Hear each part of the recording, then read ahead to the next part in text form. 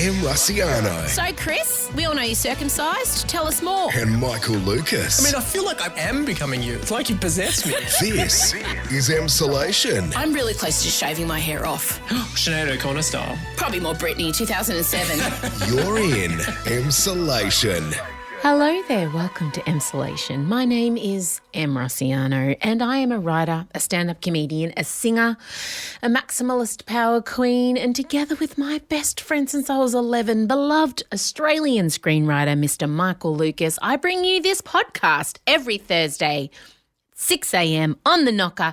If you are listening now at 6:01, I salute you. I love the Emsolators who come in straight away. I love that we're a weekly event. I know so many of you look forward to Thursdays, and I like being something or a part of something that you guys look forward to. It's like, you know, when you're a kid and you knew that Tuesday nights was Melrose Place night.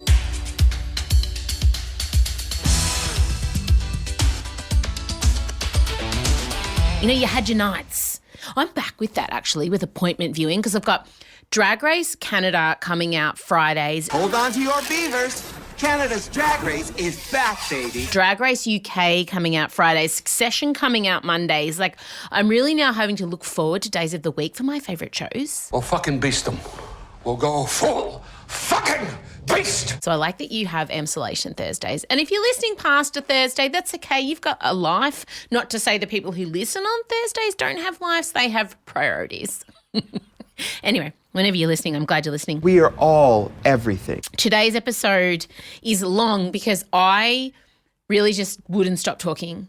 It's very M-heavy today. I feel self-conscious about that.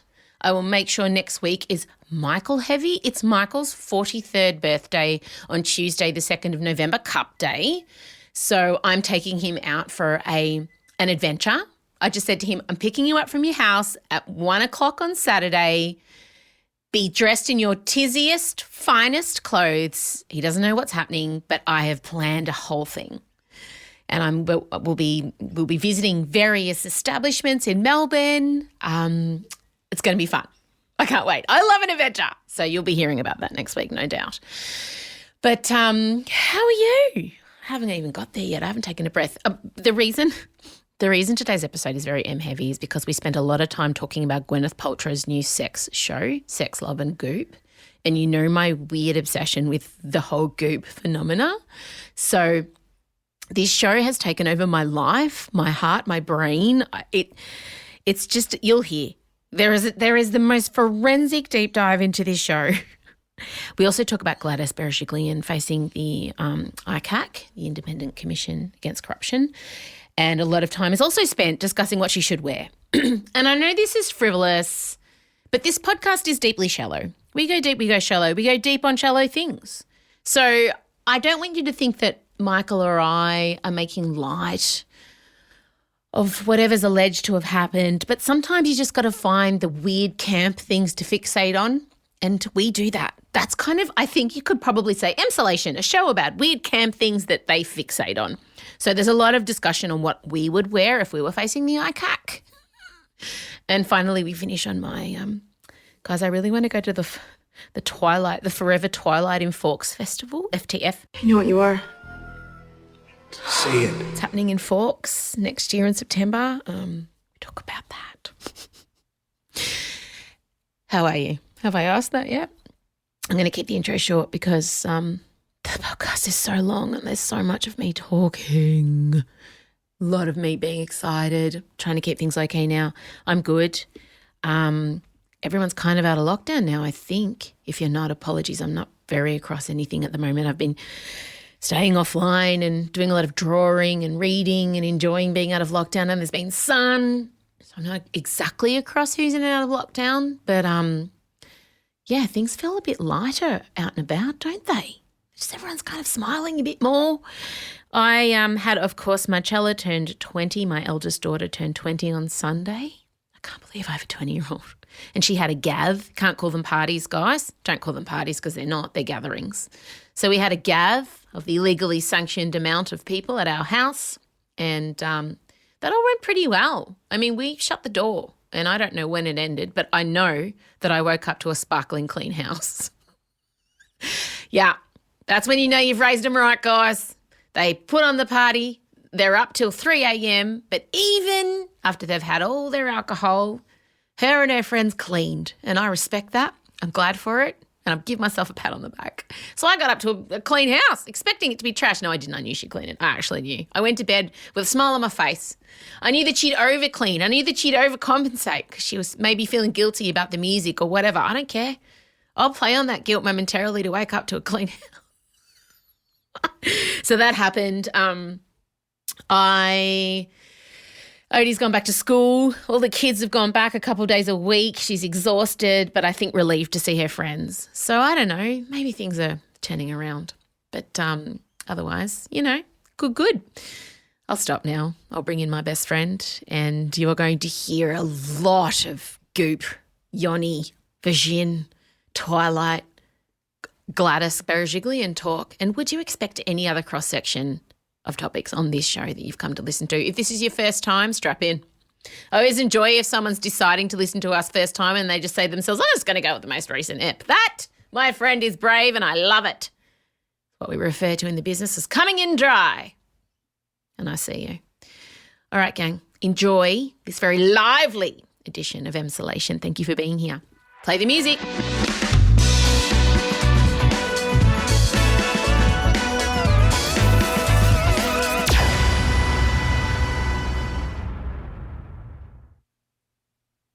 Em Rusciano and Michael Lucas. This is Emsolation.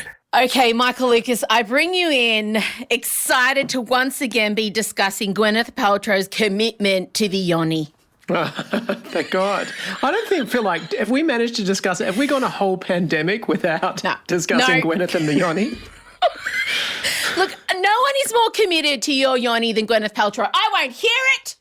I won't even entertain the idea that there is some. She's had the vagina center candle. She's, of course, had the aforementioned jade Yoni egg.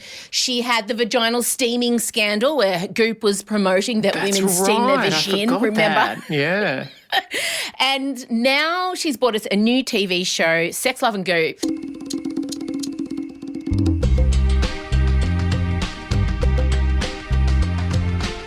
If you're watching this, you probably have a pretty good idea what this series is about. We're having sex. It's a show about sex. We're going to talk about sex.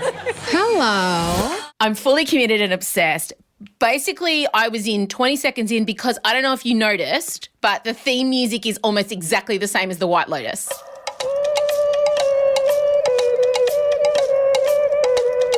I hadn't noticed that, but it makes sense. I did you watch the whole credit sequence is sort of arty shots of bodies, but it's really cunningly done. So you keep on going, oh, hang on, what are we looking at there? Is that what? Yeah. What? I spent the whole time thinking, is that something erect? No, no. That's what it's like. It's a cacophony of like dimly lit, headless, sexy torso shots and pastel sex toys and very white gender fluid. rooms. You just don't know. Is that stubble or is it just pause? I don't know. So obviously last pandemic we got the Goop Lab. Last lockdown, we got the Goop Lab. Was that when and that was? When that? Yes, Okay. The Goop Lab was Goop staffers searching for enlightenment. Remember, some took acid, some sat in a naked vagina circle, and we got to meet Betty Dodson. Remember the kick-ass 80-year-old? She was like an orgasm mechanic. Lift up, squeeze it, then let it go. Squeeze and release. I'm doing it. Get with the program. Squeeze. Yes, she's sadly passed away. I know. That's really sad. I really like Betty Dodson. And now Sex, Love and Goop just focuses on fixing like sexual mismatches between couples, I think is the best way to describe it.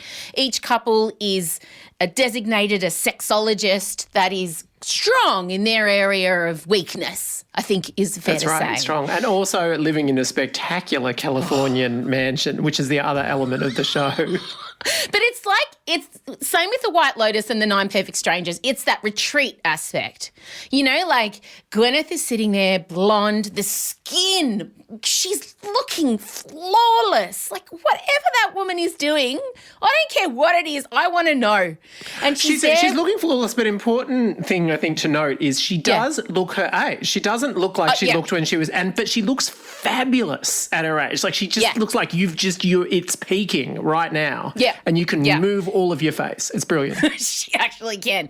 And so Gwyneth sits on a couch initially with next to her kind of lead personal relationship coach that works directly with Gwyneth, Michaela Boehm, who I'm obsessed with. Like imagine like Fran Drescher's mum from The Nanny and like Bette Midler had an Eastern European baby and you've got Michaela.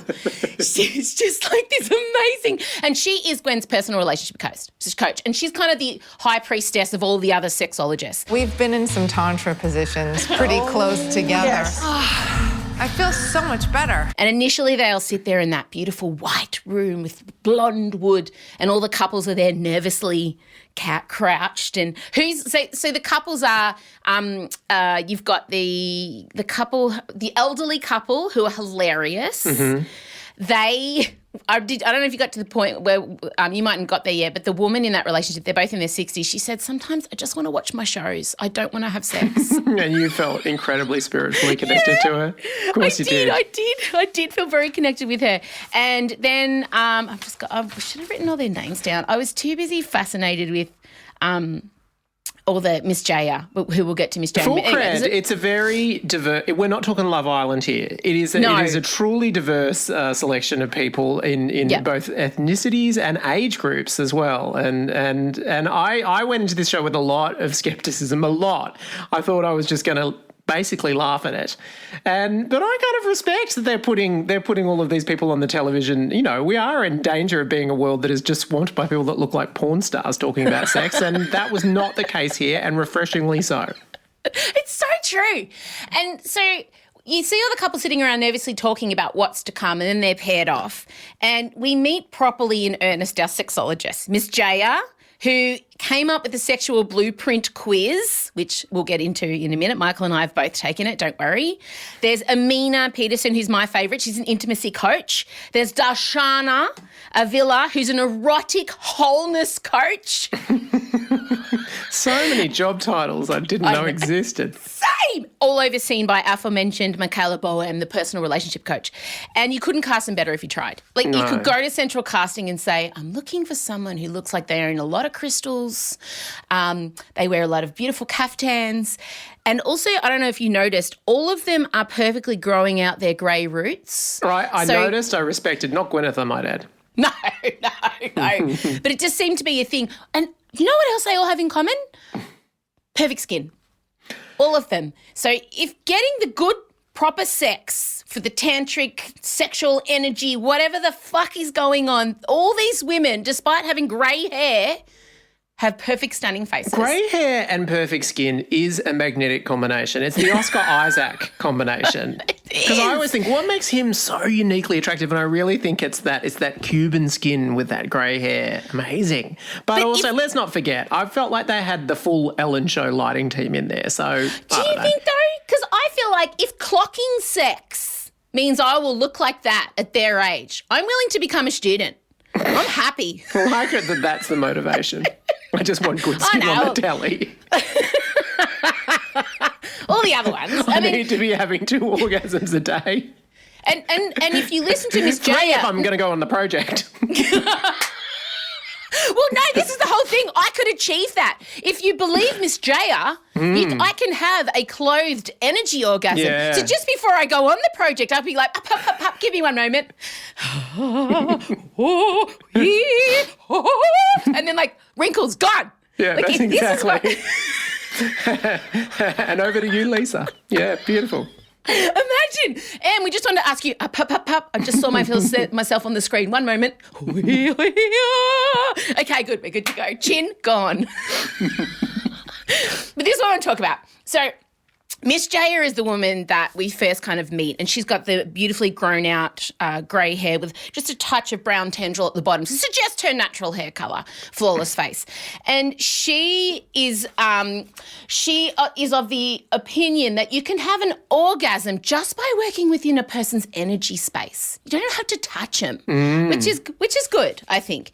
And so she came up with the sexual energy blueprint. My name is Jaya, and I help couples to have hot, juicy sex lives by learning more about their sexuality. And I'm the founder of the Erotic Blueprints and the Erotic Blueprint Breakthrough. And all of us belong to a certain category.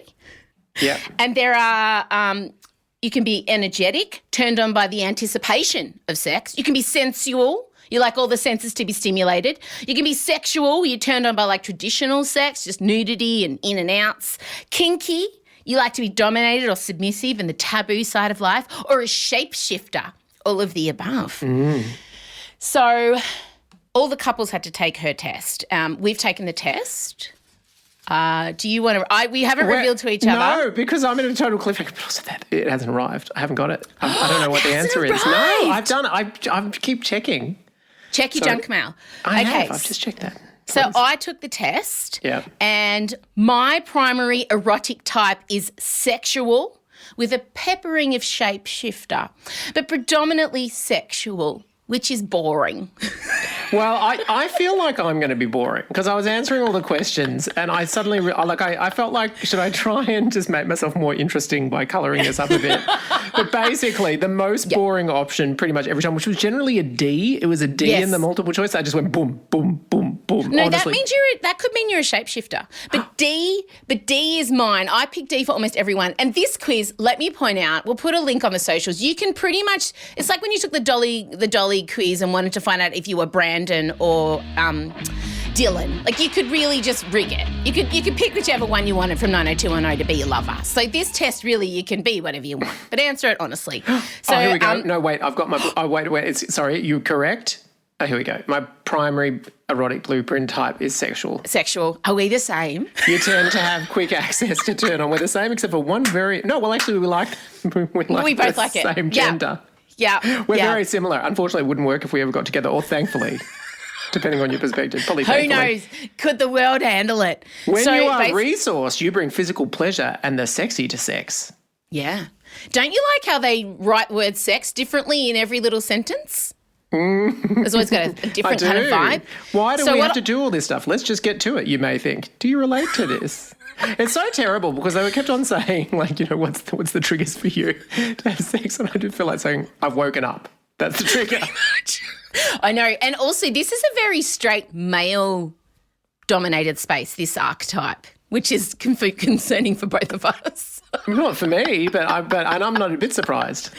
But, so the superpower of our erotic blueprint is that we're easy to arouse and we love sex. The shadow aspect, which is, I love that's how it's described, is that we focus on the end goal and miss the journey. Fair. Fair. I'm busy working, Mum. I don't have time for the fucking journey. Just give me my orgasm so I can get out and leave. Okay, I love that we're the same. So basically we meet Erica and Damon, and they have a sexual incompatibility in which Damon is accusing Erica of being sexually repressed, but as it turns out, he's actually the one who's sexually repressed. Twist.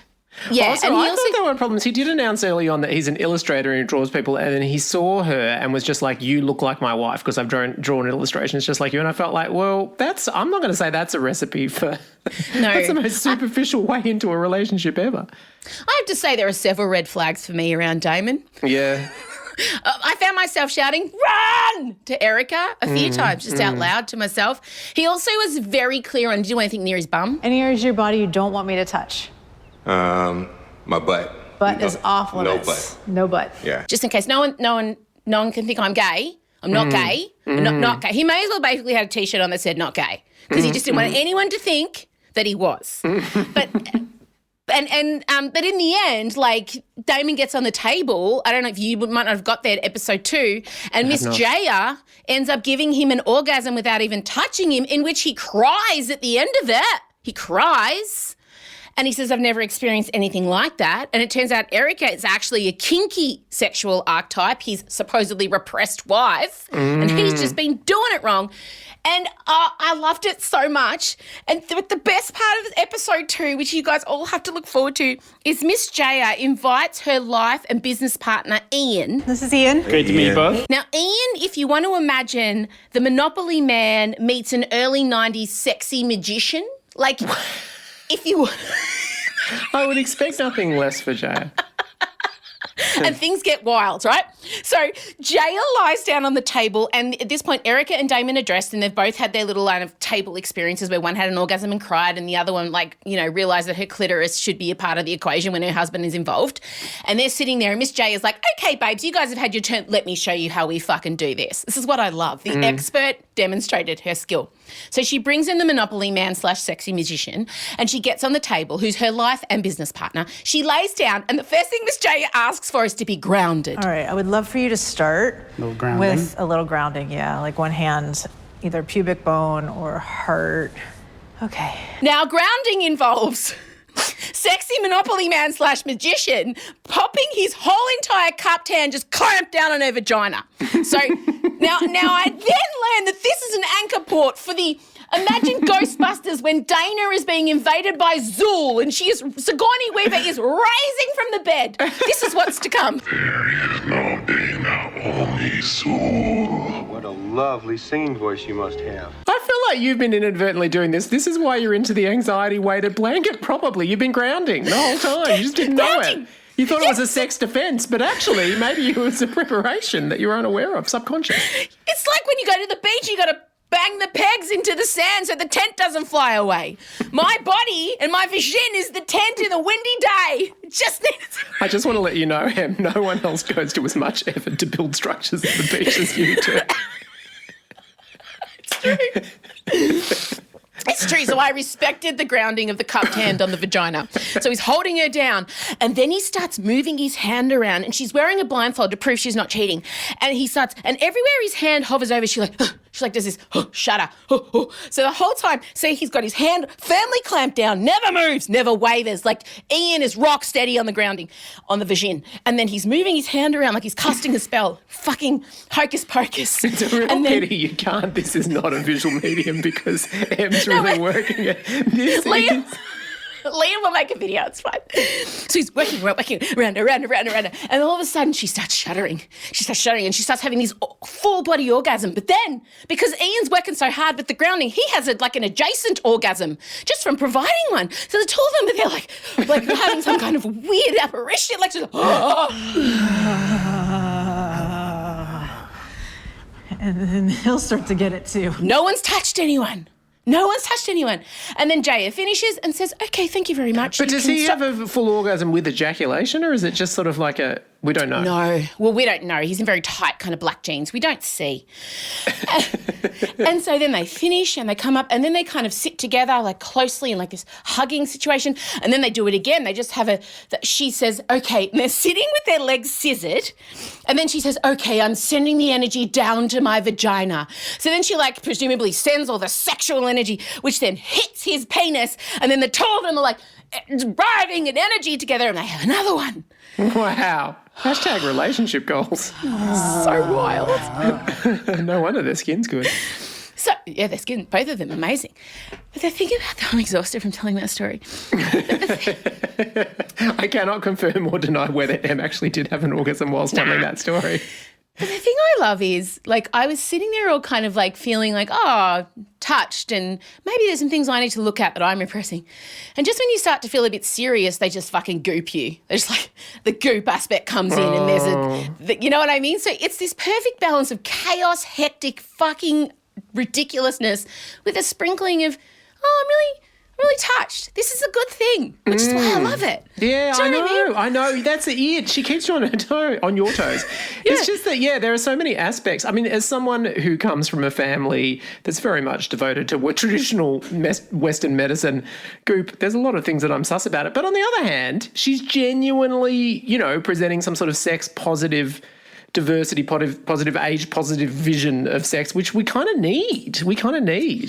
Yeah. You're spot on. And for me, I genuinely think if you're listening now and your love life needs some spicing up, watch it with your partner. You could do worse. There's enough release, there's enough funny ridiculousness for you to not feel self-conscious about watching it. I genuinely think, as much as we want to make fun of it, and Gwyneth is there like on the peripheral being slightly, not revolted, but slightly pearl clutching, but also very invested. She's really tiptoeing the line of, oh, but oh, yes. You know, so it's this night. And she said something about her father when he was interviewed, how her father and mother stayed married for so long. And her father said, we just never wanted to get divorced at the same time, which I love that little anecdote. I relate to that. Because if the divorce desires ever line up, you're screwed. Yeah. One has to be fighting for it at some point in time. But I'm really genuinely puffed. I don't know how Brittany does it. I just think... She mimes, I think is... She mimes, yeah. I just really applaud her. I mean, it gets wild. There's a massive, there's a puppet clitoris that comes out. Oh, it's huge. I found it slightly terrifying. I really did. It looked like a bright red version of the face hugger from Alien, and that's just how I would accurately describe it. I agree with that. It's a big plush face hugger from Alien. Again, Sigourney Weaver film. Sigourney's really featuring more than I thought she would in the sex chat. I feel like she could play one of these sexologists. She's just got the perfect look. Get away from her, you bitch! I was just going to say that. I need a movie about a retreat, I need the movie version of this. That's it. And Gwyneth could be in it. But this is, I was casting it as I was watching last night, as you have done. I'm sitting there going, oh, God, Holly Hunter needs to be involved. I see Holly Hunter. But I know people are always listening. I get sent a lot of messages, how did you and Scott get back together? Or I mentioned erotic fiction a while back and everyone's always wanting to know, I've really gone off sex with my partner. I want to spice things up.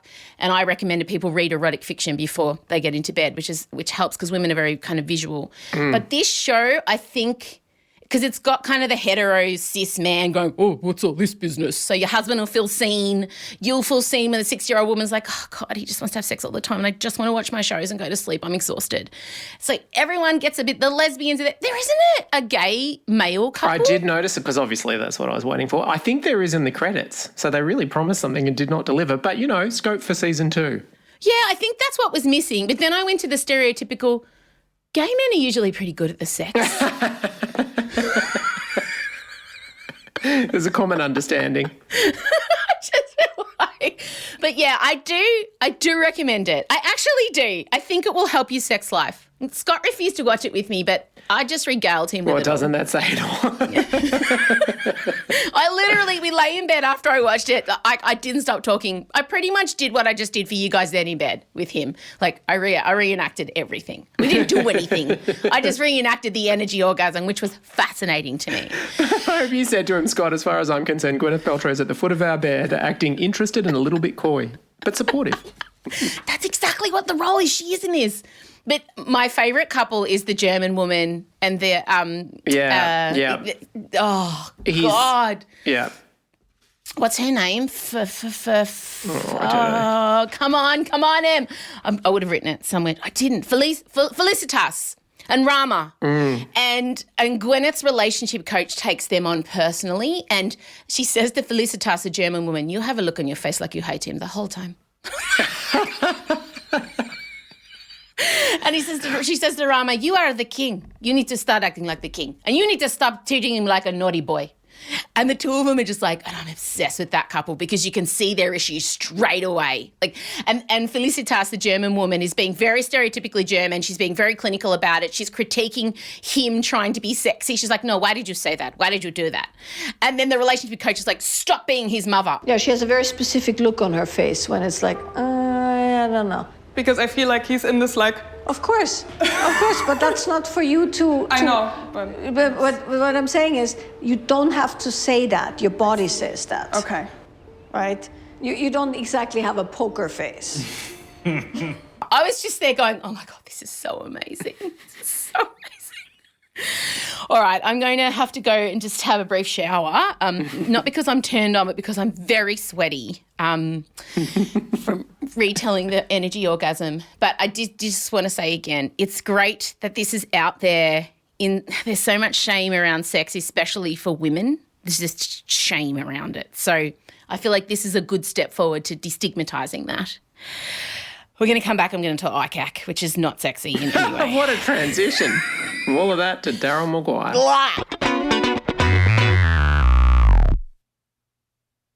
Em Rusciano and Michael Lucas. This is Emsolation. Okay, now, Michael Lucas, obviously the ICAC hearings are currently taking place, and for those of you who aren't aware, the Independent Commission Against Corruption is investigating former New South Wales Premier Gladys Berejiklian over whether she breached public trust when she awarded grants to two organisations in Wagga Wagga, which could potentially have been a conflict of interest because at the time she was in a secret relationship with Wagga Wagga's local MP, Daryl Maguire. Beautifully summarised.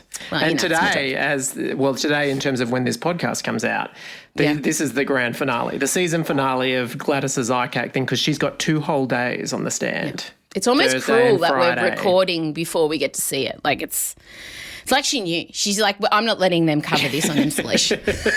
Come on, Thursday, please. We'll observe the Emsolation cut-off. It's like when politicians release bad news on a Friday afternoon. It's called taking out the trash. That's what it's like. She wants to avoid our fiercely critical eyes. Our in-depth analysis. I mean, fair enough, she's facing ICAC, but between this panel, this is the one you want to worry about. So what's happened so far? All I've noticed, all this, and by the way, we're not talking about small grants. I'm particularly obsessed with the 5.5 million that went to the Australian Clay Target Association. For me, that's where my focus is. I thought that to be fair, you can support a very niche hobby. Maybe not that one. But if there was some sort of other weird hobby, if it was some sort of like pottery painting, then I could see you being in it. If it was any kind of activity that involved craft glue of any description, you would have been like, write the check. Oh, totally. Like as soon as I heard the word clay, I was like, oh. Woo! And then I heard Target. I was like, oh, no, throw the book at him. Who gives it? Get rid of that. What happened? So who has faced, like, we're leading up to Gladys. Who have we seen and what's been, you've been across this. I have not. I've been watching Goop. What's been going on? Who's spoken? Well, basically, I mean, the 2 big hitters that have been so far testifying have been former Premier Mike Baird, who was the Premier when she was the Treasurer, and then also John Barilano. Hang on. Barilano. Yes. Yeah, and what really surprised me about it, maybe it's not a surprise, is I thought they'd sort of hedge their bets and sort of say, look, possibly she should have declared, that's not for me to say. There didn't look to be anything wrong with the grants as I saw them or whatever. But they both just sort of flat out came right out the gate saying this was a clear conflict of interest, and I was staggered that she didn't say anything and like, kind of threw under the bus. I mean, there was nothing ambiguous about their take on it. They were completely dumping it on her and saying it was inappropriate and she did the wrong thing. And I don't know why. I just sort of thought there would be more. I thought they'd be more politically vague in their answers. I just didn't think that they'd be nailed down so much. But no one had to nail them down. They just flat out came out and said it. So it's going to be really interesting to see. Oh, and there was one really fascinating thing. Barilaro, his characterisation of Daryl Maguire. Oh, that's the thing. I feel like in a way this was his kind of tip of the hat to Gladys, because the way he spoke about Daryl was almost like, when I heard it, I was like, oh, okay, so what happened? What we think happened really did happen. He fucking wore her down. Totally. You can even hear it in the phone conversations that we've heard so far, the exhaustion in her voice and the all right. What did he say exactly, Barilaro, about Daryl? It's a pain in the arse. And someone that really didn't let go. It was a dog with a bone. Yeah, a bit of the pain in the arse.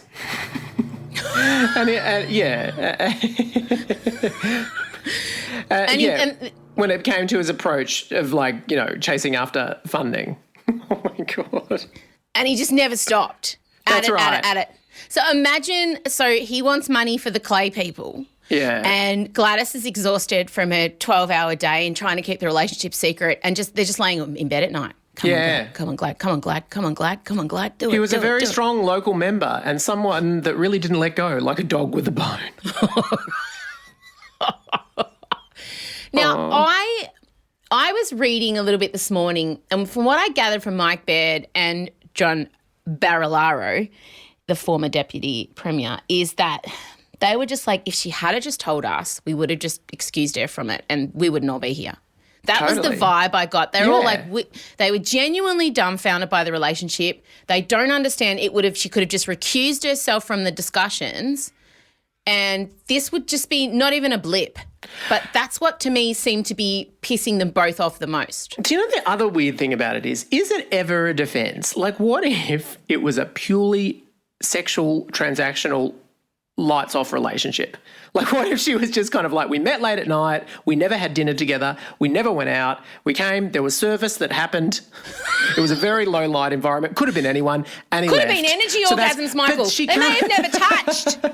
He may have just been grounding her and then just waving his arms over her each night. She may not have even taken her power suit off. I don't want to impugn anything, but I'm just going to say I don't think that he has watched Sex, Love and Goop, and I don't think that he is delivering anyone energy orgasms? No, I don't know. Orgasms, I full don't stop. know. I don't know. I don't want to throw a man under a bus when he's already facing a lot of, but no, I think maybe See, he I deserves go the it. opposite route.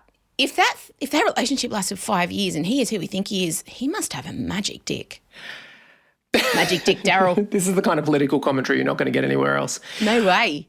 But she can't say any of that stuff because now she's been on the front page of the Daily Telegraph saying, I wanted to marry him. So I wonder whether she's regretting that now because if there was any kind of step back to going, look, you know, there was a physical thing that happened on and off for a few times, but it was very devoid of any kind of emotional attachment. I mean, she's lost the ability to say that now. Well, look, that's not a path we want to take, Michael. But she's also lost the ability to say that because John Barilaro also said that Gladys asked for updates quite a bit on those specific grounds, which was odd.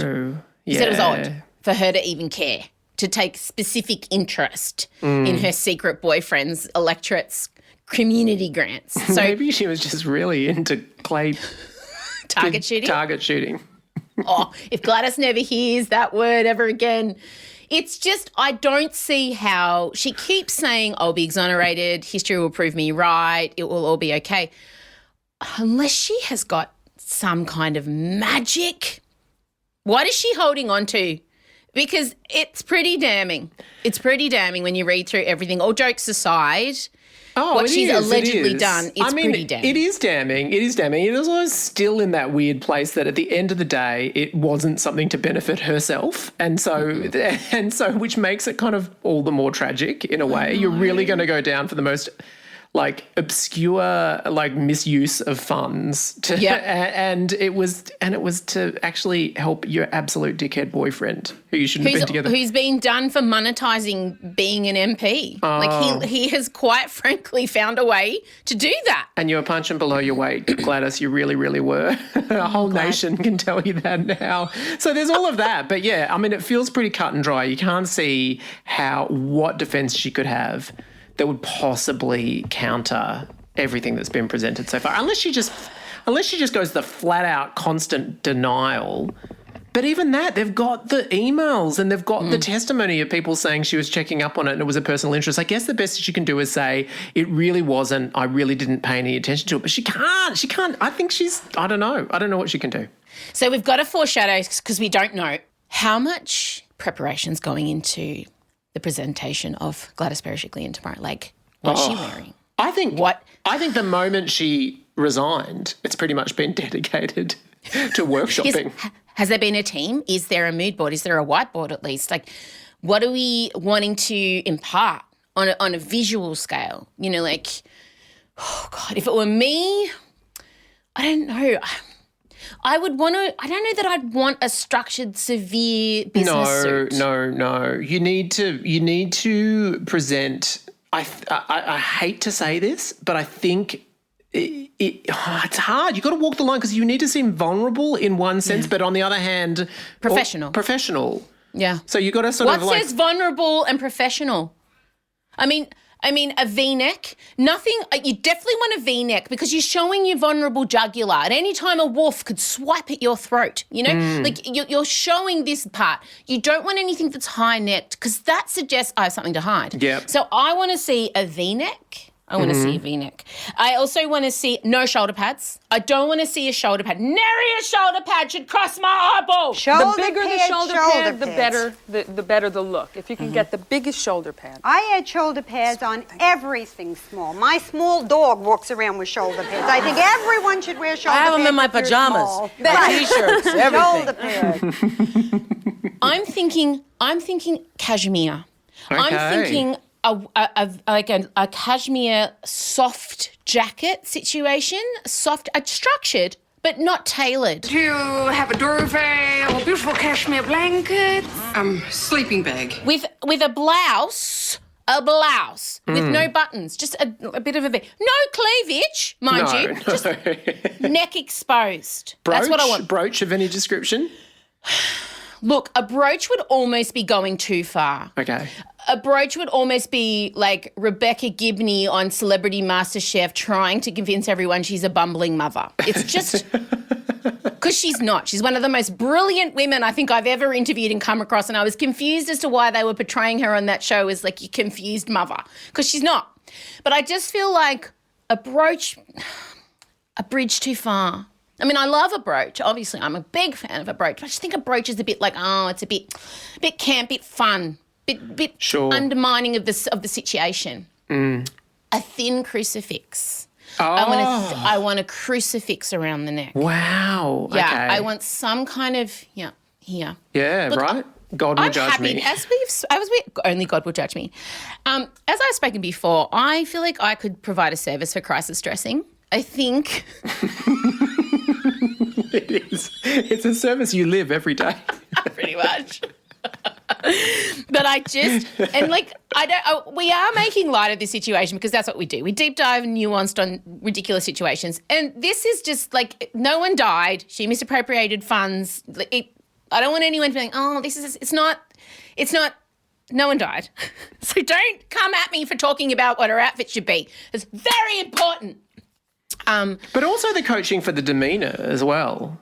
I think you can't get too agitated. I mean, it's a really different, and she walks that line well. I feel generally, that's why that moment in the press conference where she kind of lost her shit and she said, please respect this press conference, please stand back. That was so out of character because normally she's mastered, and she always does a few standard things where to seem a bit relatable, she'll throw in look at the front of a sentence. So true. Look, we always go by the science, and it's always just a nice little, just disarms you a little bit. Thank you to everybody. Thanks, everybody. Thanks, everybody. I think, as every mother knows, you only break out the yelling when you need it, and it's calculated breakout. But things get taken much more seriously when you speak like this, very directly, very softly. So I think Glad knows how to where the voice needs to be for certain things.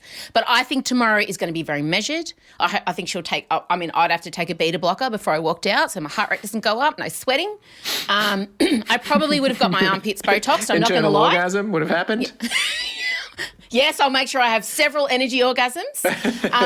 I'd have either Botox under my armpits or I'd be wearing armpit pads because... Really? Oh, yeah, well, that's no a one bad looks look, innocent wouldn't sweaty. it? Sweaty, yeah. Nah. And I would be sweating under those lights in that situation, anxious. I would have, the sweat.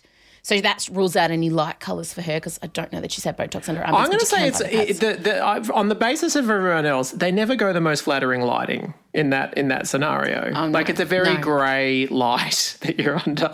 I'd probably insist on my own lighting for ICAC inquiries. I'd probably bring in a rig. I'd bring in Oprah's rig. The defendant has put in her own lighting team. We're going to have to do a brief recess as the defendant's lighting team rig her lighting. How long? We'll take a 4-hour recess. Thank you. We'll be back later today. Anyway, by the time we next speak, we'll know.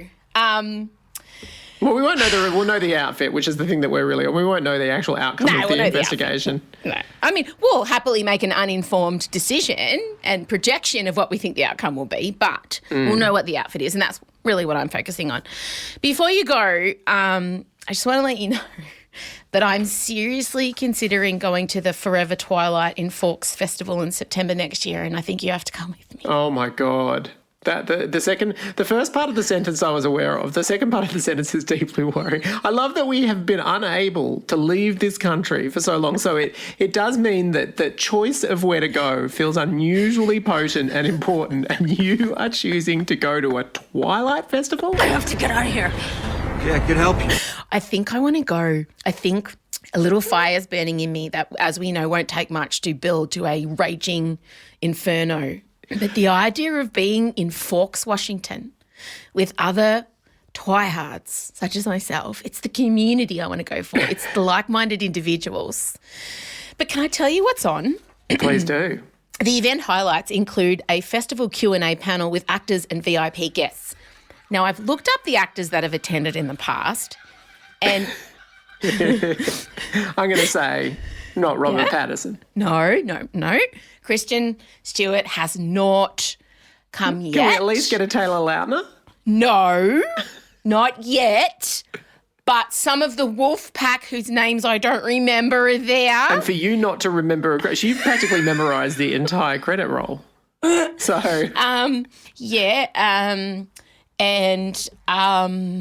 I think some of the stunt doubles are there. Wow, it's really taking you into the creative engine of the show.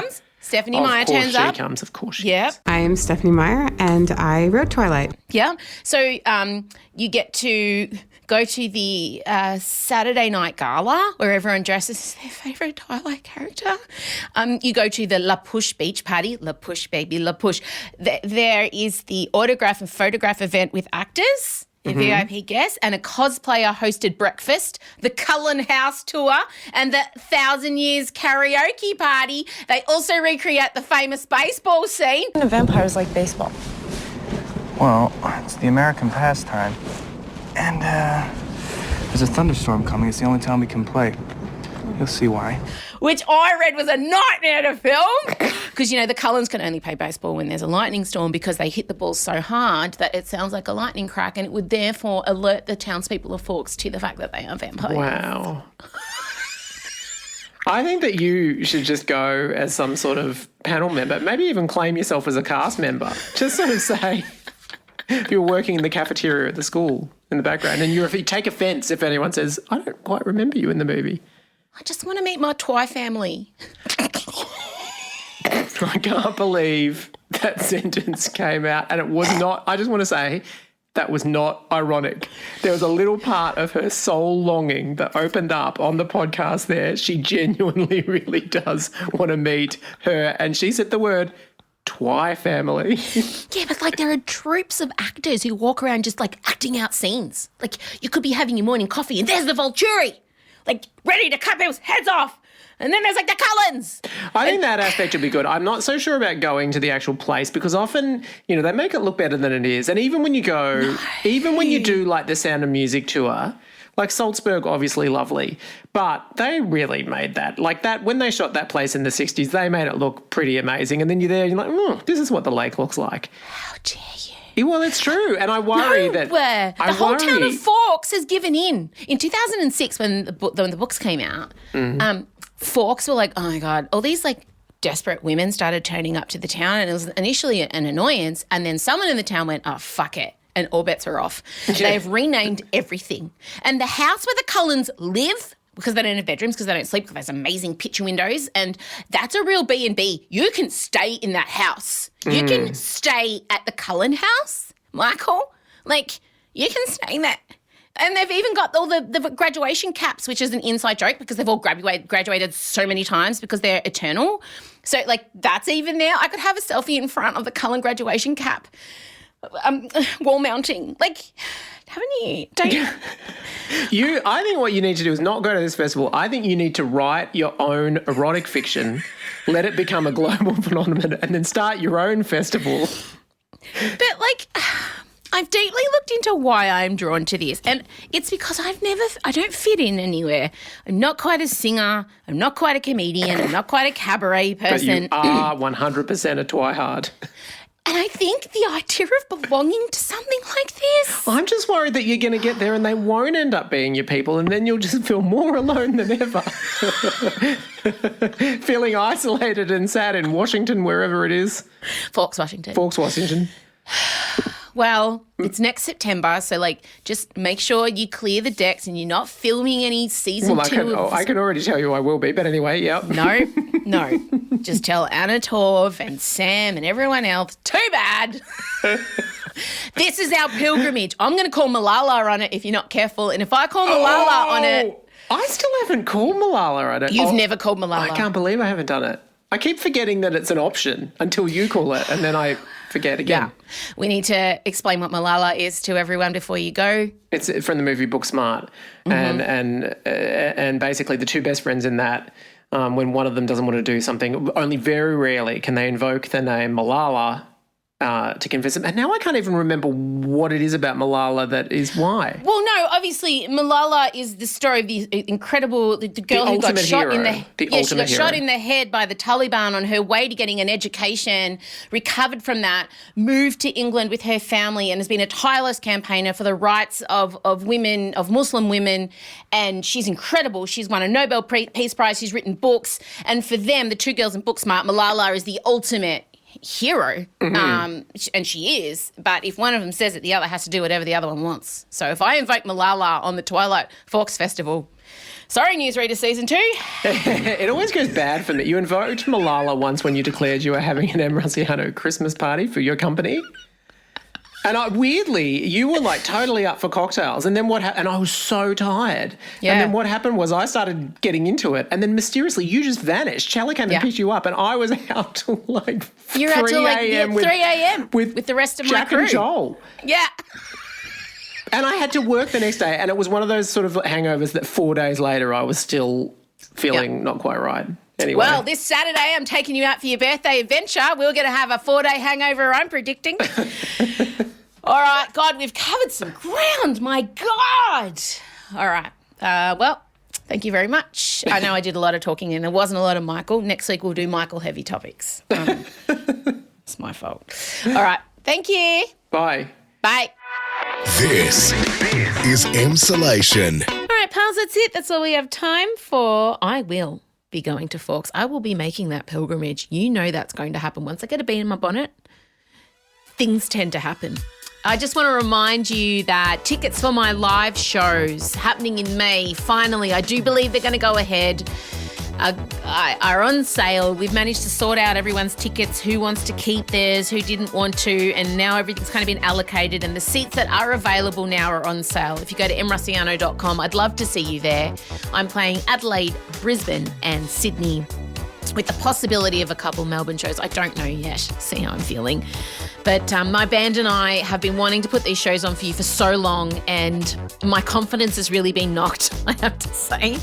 But I think everything's good. We're going ahead.